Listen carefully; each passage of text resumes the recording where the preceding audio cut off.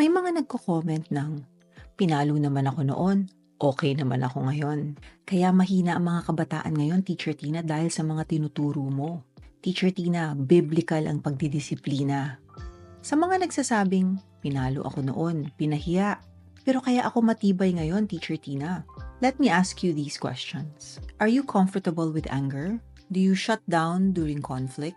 Do you struggle with self-worth or with setting boundaries? Because often, these patterns come from how we were raised. Not just from physical punishment, but from being shamed, compared, yelled at, and ignored. We weren't always physically hurt, but the emotional wounds, they last just as long, if not longer. When discipline is rooted in fear, whether physical or emotional, children don't feel safe.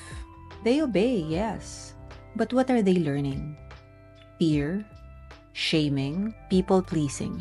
When you say comments like, "Mahina ang kabataan ngayon kasi nga ang lambot natin sa kanilang magdisiplina."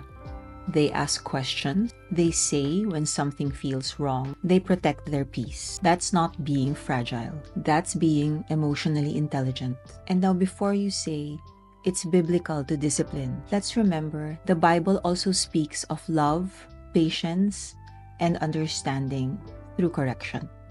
We're not saying that you or your parents are wrong. Most of us did the best we could based sa kung anong alam natin noon at sa mundo na kinalakihan natin. Pero ngayon, ibang-iba na ang mundo ng mga bata. Mas mabilis, mas maingay, mas maraming pressure at distractions. Ibang-iba rin ang challenges na hinaharap nila araw-araw.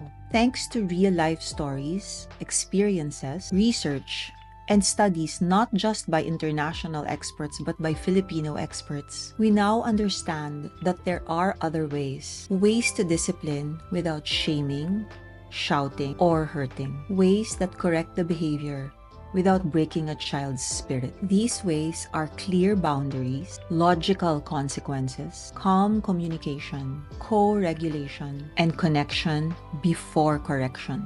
This isn't spoiling.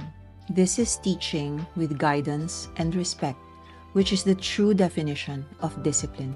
If you're okay despite of what you've experienced, then great for you, you're resilient. Your child will still feel all these things in their lifetime.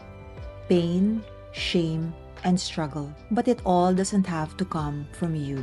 You are their safe space, and that's the most powerful role you'll ever play.